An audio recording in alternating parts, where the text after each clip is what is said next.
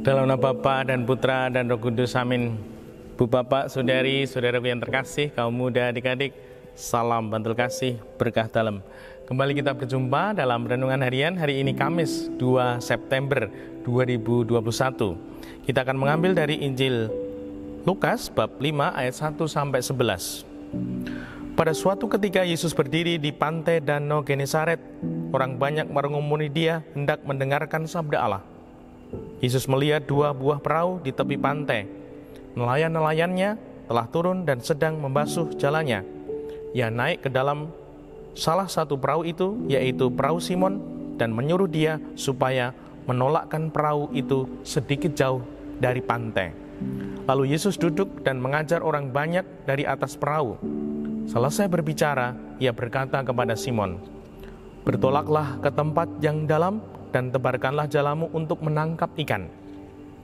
Simon menjawab, "Guru, telah sepanjang malam kami bekerja keras dan kami tidak menangkap apa-apa. Tetapi atas perintah-Mu, aku akan menebarkan jala juga."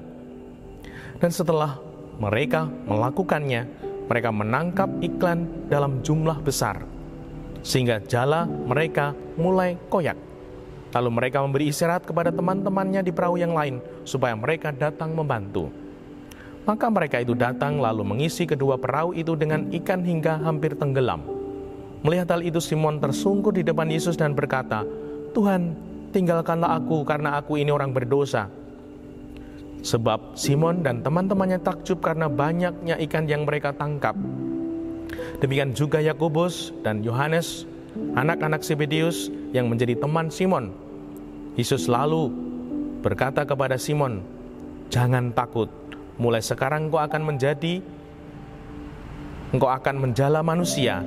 Dan sesudah menghela perahu-perahunya ke darat, mereka lalu meninggalkan segala sesuatu dan mengikuti Yesus. Demikianlah Injil Tuhan. Terpujilah Kristus. Setiap kali merenungkan bacaan ini, bertolaklah ke tempat yang dalam dan tebarkanlah jalamu untuk menangkap ikan. Kita ingat Bapak Uskup Pujoya yang punya moto sebagai uskup, Duc in altum, bertolak ke tempat yang dalam, lebih dalam. Nah, Ibu Bapak, Saudari, Saudaraku yang terkasih, kita mengalami banyak peristiwa, kita mengalami banyak sekali pengalaman. Kita boleh bertanya, berapa banyak kita belajar dari peristiwa, dari pengalaman hidup kita? Apakah kita selalu menemukan kehendak Tuhan, menemukan mutiara hidup dalam peristiwa pengalaman hidup kita? Inilah yang diberikan Tuhan untuk kita, agar peristiwa pengalaman hidup kita sungguh bermakna, bertolak ke tempat yang lebih dalam. Apa artinya? Kita semua mempunyai pengalaman peristiwa hidup. Apakah kita maknai? Kalau orang Jawa mengatakan, apakah digayemi? Dalam peristiwa ini, dalam pengalaman hidup ini, apa kehendak Tuhan? Aku menemukan mutiara hidup apa? Dan caranya, kalau orang Jawa juga ya, semedi.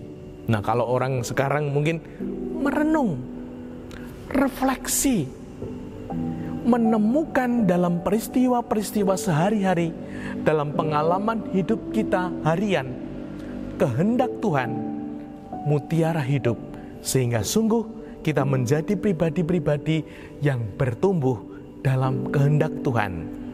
Dan semoga kalau kita mampu menjadi pribadi-pribadi yang sungguh 5 menit, 10 menit menyisihkan waktu. Apa ya kehendak Tuhan dalam peristiwa ini?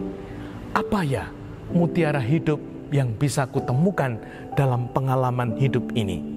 Semoga kita menjadi pribadi-pribadi yang kaya akan Tuhan dan kaya mutiara hidup, sehingga sungguh kita menjadi pribadi-pribadi yang lebih merdeka sebagai anak-anak Allah, menjadi pribadi yang merdeka itu dia yakin dan dia kuat tangguh. Wah, seperti Indonesia tangguh, Indonesia tumbuh. Pribadi-pribadi yang tangguh, sulit dikalahkan, tak terkalahkan, kuat sekali, dan tumbuh, makin berkembang, makin besar. Semoga kita sungguh-sungguh seperti yang dikehendaki Tuhan, sehingga hidup kita makin hari bertumbuh dalam kehendak-Nya. Dimuliakanlah Tuhan kini dan sepanjang masa.